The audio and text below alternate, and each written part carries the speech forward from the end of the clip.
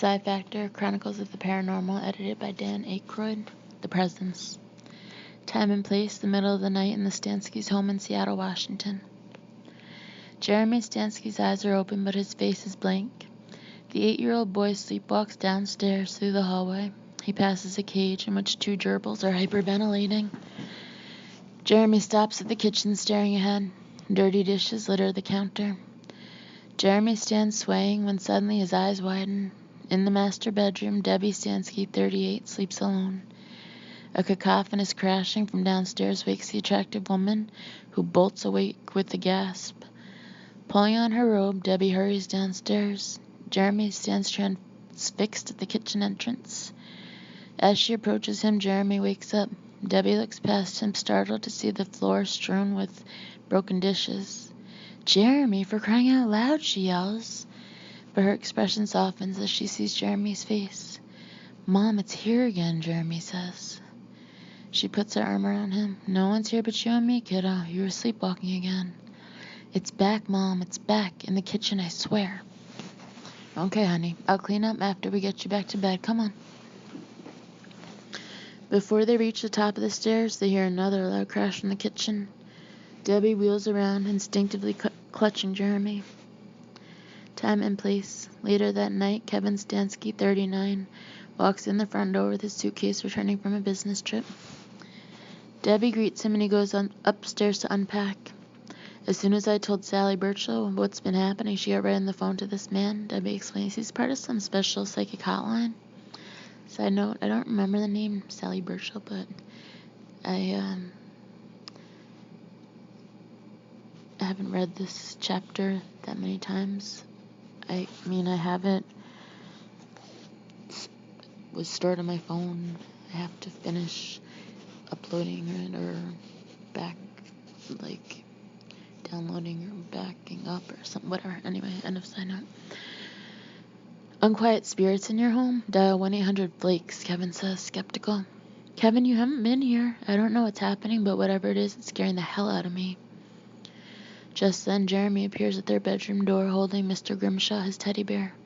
"Daddy, I'm scared," he says. "I know, son. Everything's all right."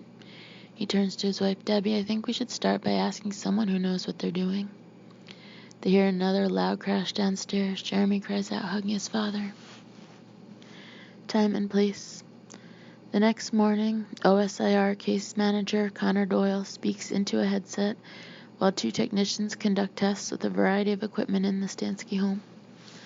File number 92109, 0930 hours.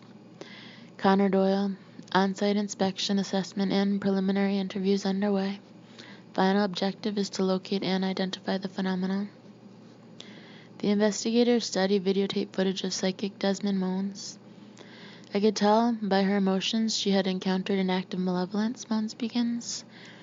I also don't remember that name, but I could be wrong. "It surrounded her aura. When I visited her home, I could distinctly feel this evil presence. It was a vengeful spirit. I even had a plan to dispel it until you people showed up." The tape switches to the Stanskys. "All I know is something's going on in our house," Kevin says, "and it isn't some kind of vengeful spirit. I can't figure it out, so I called a friend who works at the University of Washington. He connected me with your organization." "No, I don't want to believe in all that stuff the psychic said, but who knows," Debbie says. "Lately, I'd almost believe in ghosts or poltergeists if that's what it takes to get rid of it. I'm frightened. My little boy is frightened, terrified. He refuses to go to sleep in our house." Jeremy explains his experience. "I hadn't seen it in a while, but now it came back. It looked right at me. It wanted to get me, but Mommy saved me. I'm scared." Jeremy sits at a small desk in the corner of his room, petting Ripple, the family cat. OSIR psychologist Dr. Alexandra Corliss.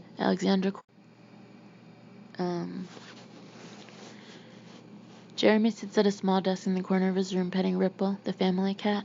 OSIR psychologist Dr. Alexandra Corliss sits on the edge of the bed. "Is that your cat, Jeremy?" Corliss asks. "This is Ripple. He's everyone's cat." "Jeremy, your mom tells me you said it's back the other night. What did you mean?" "I don't remember," Jeremy says. "Are you sure?" "All right, it was Mr. Grimshaw. Are you happy now?" Who is Mr. Grimshaw, Jeremy? Jeremy picks up his teddy bear. Grimshaw the bear, he says. Don't you know anything? He did it. All of it. In the backyard, Corliss asks Kevin and Debbie when the sleepwalking started. 2 months ago, maybe, Kevin guesses. Something like that. I talked to a doctor. She said I shouldn't be too concerned, and hopefully it's just a phase, Debbie says. Dr. Corliss, do you really think Jeremy could be responsible for the damage? Kevin asks. I've heard that children can sometimes generate poltergeists, Debbie says. Talk with spirits. We can't reach any conclusions until we have all the data in, Corliss says. I'll have a better idea when I regress Jeremy using hypnosis. Time and place. Corliss draws the curtains in the living room, asking Jeremy if he can hear her. Yes, Jeremy responds. I want you to understand that you're perfectly safe. Nothing can hurt you. Jeremy, you're in the house. Are you alone? Corliss asks. No, it's here. I want you to go back to the last time you saw it. Where are you? In the kitchen. It's night, Jeremy says, his breath speeding up. What do you see? I hear it. Breathing. Breathing how? Jeremy mimics Darth Vader-like breathing. Corliss looks at Doyle. Jeremy is now verging toward panic. And I see its eyes, red eyes, glowing at me. Red eyes, Jeremy says. Jeremy, who is looking at you? Corliss asks. The monster. He's gonna get me. He's getting hysterical, Corliss tells Doyle. We'll try again later. Jeremy, come back now. Jeremy gasps and his eyes flutter open. Later, the full OSIR team gathers in the mobile lab for a roundtable session. Family psychodynamics are fairly normal given the circumstances. Mr. Stansky's work forces him to travel, which may result in some unspecified anxiety in Jeremy, Corliss says. I'm going to ask you one more time. How did you get up here? Did the hypnosis reveal anything about the incident, Doyle asks. Only that his imagination is quite vivid, or he really saw something outlandish that night, Corliss says. His age makes it difficult to gauge his perceptions. He's still learning how to separate the real from the imagined. Peter, bring us up to speed on your analysis, Doyle says. We ran full environmental scans on the house and surrounding area. Baseline results are all well within the normal range. No toxic gases, no contaminants in the food or water, no abnormal concentrations of energy fields, physicist/statistician Axon reports. In the house, Jeremy tentatively moves down the basement stairs. Ripple, here, kitty. Jeremy is being watched by someone or something in the rafters. Debbie calls down the basement stairs to Jeremy. Jeremy, come upstairs and wash up. What about Ripple? I can't find him, Jeremy says. Before Jeremy turns to go, he looks back. Finally, he leaves, still being watched by something. After dinner, OSIR investigators rig up sophisticated audio and video equipment. 2 technicians hook a pajama-clad Kevin up to a biophysical monitoring system. Jeremy, scared, hovers nearby. In the mobile lab, Doyle, Axon, and the technicians view a bank of monitors with various views of the house. One monitor features the sleeping Jeremy. Superimposed on his image are scrolling biostatistics. Jeremy starts to twitch. Hold on, biostats rising in Sector 7, Axon says. Jeremy then moves into the hallway. Sleepwalking, he starts downstairs, moving toward the kitchen. Over his shoulder, he stops in the doorway. As he stares into the dark kitchen, a deep whooshing sound intensifies. Fear floods his face. Out of the darkness, a barely discernible amorphous shape appears, its 2 red eyes glowing. The whooshing sound reaches a terrifying pitch, and Jeremy's face registers panic. The dark shape begins to take the shape of a monster. The kid's biostats are going through the roof, Axon says. The surveillance monitor shows Jeremy's figure still lying in bed, twitching frantically. He then awakens with a jolt and bolts upright. Time and place. Outside the Stansky house the next morning, Kevin Stansky runs across the front lawn to Doyle. My kid is a mess, Mr. Doyle, Kevin says. He won't eat and he looks exhausted. He's shaking in fear, talking about monsters. I think he's about ready to snap. I understand he's in some emotional distress. We learned that much from our assessments. Mr. Stansky, is there anything that could have precipitated his condition? Anything we could have missed? I don't know. He's just going through a very tough phase. If he even sees an ad on TV for a horror film, it means weeks of sleepless nights. I understand. I have noticed that Jeremy's behavior has become erratic since we arrived, Doyle says. He could be in need of some stability. Mr. Doyle, we need a break, time away from here. We need to calm Jeremy down. We could move you out temporarily and try a different approach to monitoring the house. We'll move you out tonight. The following week, 2 OSIR technicians monitor a bank of video screens showing various parts of the house. Doyle, Axon, and Corliss approach the mobile unit. An OSIR security operative stands watch. Peter, your take on the situation, Doyle asks.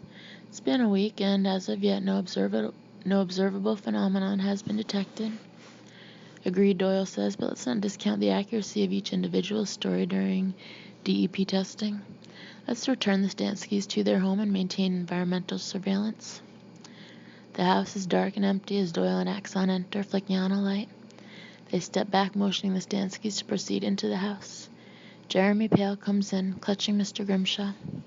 Doyle briskly flips on lights. Axon pauses in the downstairs hallway as he passes the thermostat. He frowns, reaching to adjust it. Someone altered the environment temperature differential at -15 degrees, Axon says into his headset. Doyle sees the door to the basement stairs half open, leading down into darkness. As he turns to leave, he stops, looking around again, then moving to the door. Someone or something is watching. Meanwhile, in another part of the house, Debbie moves quietly through the hall toward Jeremy's room. Concerned, she gently opens the door to find Jeremy moaning and twitching in his sleep. She gently pulls up the blanket covering Jeremy, who is clutching a small handmade cross. He clutches Mr. Grimshaw, the teddy bear, in the other hand. Downstairs in the kitchen, Corliss talks to Kevin. You know how it is, Kevin says, once you let your imagination get the better of you. If we had any reason to believe your family was in danger, you wouldn't be here. We'll be monitoring you constantly from the mobile unit, Corliss assures him. Kevin slides the frozen dessert into the microwave. The heat from the furnace in the basement comes on through the vent with a low whoosh. Colorful plastic strands tied to the vent shoot into the air. Corliss turns to look at the vent. Just the heat coming on, Kevin says. Side note, I don't remember all these whooshes. Anyway. Kevin switches on the microwave. Corliss glances at it, noticing the 2 red lights. The colon between digits on the microwave's control panel light up. She swivels to look back at the heating vent. Time and place. An hour later in the mobile lab, the team watches a tape of Jeremy's hypnosis session. He demonstrates the Darth Vader-like breathing of the quote-unquote intruder. And now I see its eyes, red eyes, glowing at me. Red eyes, Jeremy says in the tape, which Corliss stops. It's only a theory at this point, but it certainly points toward a rational explanation for the boy's story, she says. A composite memory, Doyle says, nodding. I'll run more tests to confirm it, but hypothetically he saw something while in a sleepwalking state. This half-imagined image got mixed up with 2 other sense impressions associated with the kitchen, the sound from the heat vent and the red lights on the microwave, Corliss says. And we have our quote-unquote demon, but the question remains, what did the actual damage? Doyle wonders. The team keeps vigil. Suddenly a technician sees something change on a seismic accelerometer. They focus in on the monitor showing the kitchen, but nothing is moving now. Back in the master bedroom, Debbie hangs up her robe. She gets into bed beside Kevin when Jeremy lets out a piercing scream. Debbie and Kevin rush into Jeremy's room. What's wrong, sweetie? Debbie asks. The monster, it's here, I saw it. It was a dream, Jeremy, that's all, Kevin says. Then from downstairs comes a loud crash. On monitor 3 in the mobile lab, the image suddenly goes wonky. I also don't remember the word wonky, but that could be wrong. It shows the kitchen sideways from floor level. Something knocked the camera over. Additional vibrations coming from the kitchen, the technician says. Meanwhile, something huge slides down the basement stairs into the darkness. The technician swiftly rewinds the tape, punching in a key code. A dark shadow floods the monitor screen. Corliss stands at Doyle's shoulder. They look at each other, surprised, and Doyle runs to the house. He hurries inside, followed by several security operatives carrying flashlights and environmental monitoring equipment. Kevin looks down from the top of the stairs, his family clustered fearfully behind him. What is it? He asks. Doyle and his team thunder down the basement steps. Doyle swiftly moves his flashlight around. Up there, yells an operative. Doyle swivels to look. The operative is pointing at the ceiling, where his light illuminates a 24-foot python hanging massively across the wooden beams. Later that night, Doyle speaks into his recorder. Final case log entry. Our monster is a giant green python, Python Meloris bifida, originally kept as a pet by a couple in the next block. When they moved out and abandoned it, the snake must have found its way into the local sewer system. The reptile gained access to the Stansky home through a basement drain. Our initial setup activity then frightened it off. In addition, the low thermostat, while the family vacated the house temporarily, made it too cold an environment to inhabit. The whereabouts of the family cat remains unknown. Corlett sits with Jeremy upstairs in his room. And then your imagination did the rest, convincing you there was some sort of monster in the house. There was something there, but it wasn't a monster. There's nothing to be afraid of now, she explains. Jeremy remains silent,